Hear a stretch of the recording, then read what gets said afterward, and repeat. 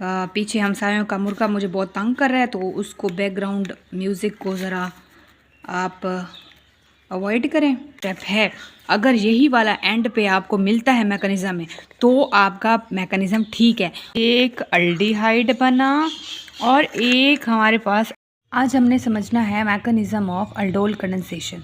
Aldol condensation का mechanism समझने से पहले आपको एक चीज़ समझ आनी चाहिए, और वो कौन सी है वो मैं बताती हूँ।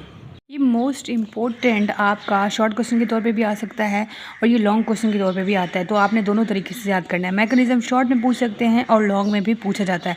लॉन्ग में तो ये सारा क्वेश्चन पूछते हैं। तो चलिए स्टार्ट करते हैं मैकेनिज़्म ऑफ अल्डोल कंडेंसेशन। और अगर आप मेरे चैनल पर न्यू है, चैनल को सब्सक्राइब कर दें। वीडियो अच्छी लगे तो लाइक कमेंट शेयर ज़रूर करें। चलिए स्टार्ट करते हैं। ओके तो जो पहला स्टेप होगा ना मैकेनिज़्म ऑफ अल्डोल कंडेंसेशन, हमारी जो प्रोडक्ट्स हैं अल्डोल प्रोडक्ट्स कैसे बनी है। हमने last time products aldol products बनाई थी। हमारे पास एसिटाल्डिहाइड था, उसका एक मॉलिक्यूल हमने इस तरह लिखा था CH3 डबल बॉन्ड और H, और दूसरा मॉलिक्यूल कुछ इस तरह लिखा था CH3 डबल बॉन्ड H। हैं ये दोनों एक ही जैसे मॉलिक्यूल, यहाँ जस्ट हमने स्ट्रक्चर चेंज कर दिया। सोडियम हाइड्रोक्साइड NaOH की प्रेजेंस में, बेस की प्रेजेंस में ये कंडीशन थी, ये लाजमी होनी चाहिए। तो दो हमारे पास एसिटाल्डिहाइड के प्रोडक्ट्स हैं, जब इनको हमने कंबाइन किया है तो हमारे पास अल्डोल प्रोडक्ट बनी है। तो मैं अभी यहाँ पे अगेन लिख देती हूँ कि हमारे पास एक एसिटाल्डिहाइड कुछ इस तरह था और दूसरा कुछ इस तरह था C डबल बॉन्ड O और ये H, ठीक है। तो यहाँ पे देखो क्या हुआ, यहाँ पे एक CH2 में से CH3 में से एक H निकल के यहाँ इसके साथ अटैच हो गया, यहाँ से ये बॉन्ड ख़त्म। तो देखो ये बना CH3 वही C, बट यहाँ डबल बॉन्ड ख़त्म, ये ऑक्सीजन के साथ वो हाइड्रोजन लग गया CH3 के अंदर से जो एक निकल गया, और नीचे हाइड्रोजन वैसे का वैसा ये वाला, और फिर यहाँ पे CH2 अब बच गया, CH3 नहीं रहा, एक हाइड्रोजन निकल चुका, और अब यहाँ पे C डबल बॉन्ड O और H एल्डोल प्रोडक्ट बन गया।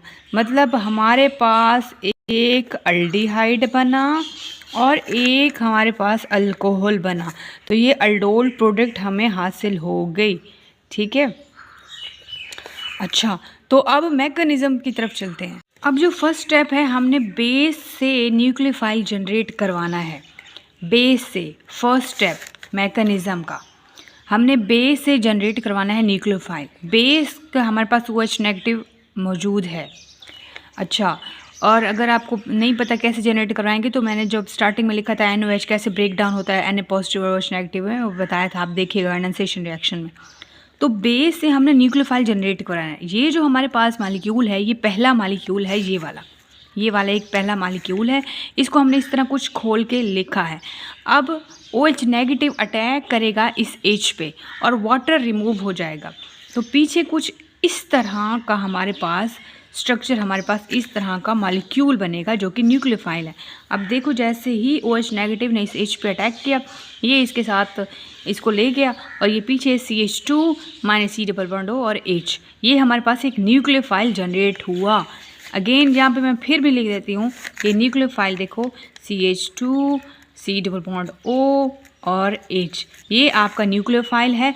अब इसी न्यूक्लियोफाइल को, अब देखो यहाँ पे बेस जनरेट न्यूक्लियोफाइल, और अब यही न्यूक्लियोफाइल कार्बोनाइल ग्रुप की कार्बन के ऊपर अटैक करेगा। स्टेप 2 में nucleophile attack partial positive carbon atom of carbonyl compound.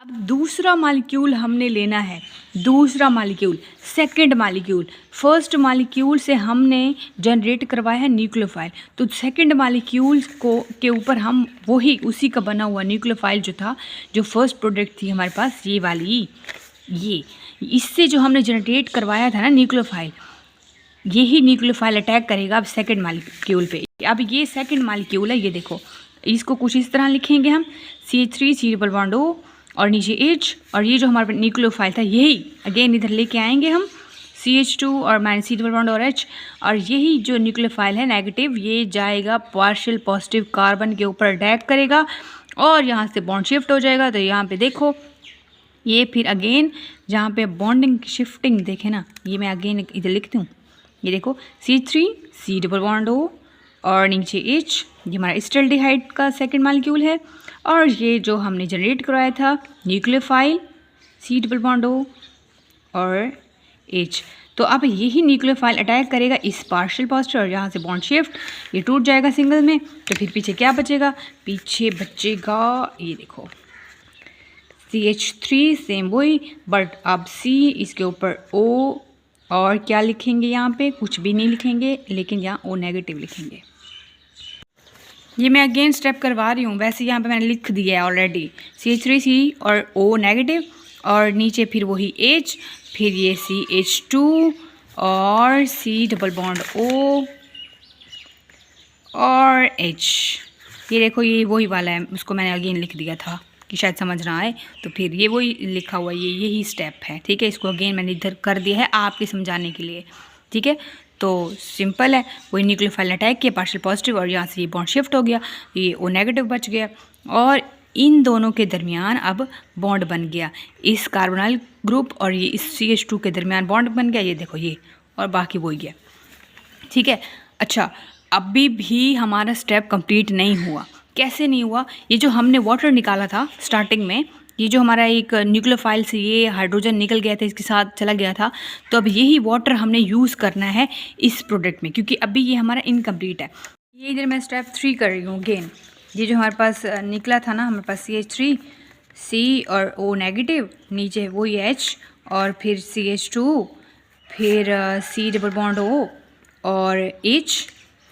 तो हमने इसमें से ऐड करवाया है, वाटर ऐड करवाया है, वही जो हमारे पास बना हुआ था, और OH नेगेटिव। वाटर को हम इस फॉर्म में लिखेंगे और ये जो पार्शियल पॉजिटिव है ये अटैक करेगा यहाँ पे, तो कुछ इस तरह का अब इसका स्ट्रक्चर बन जाएगा, CH3 और C और ये OH।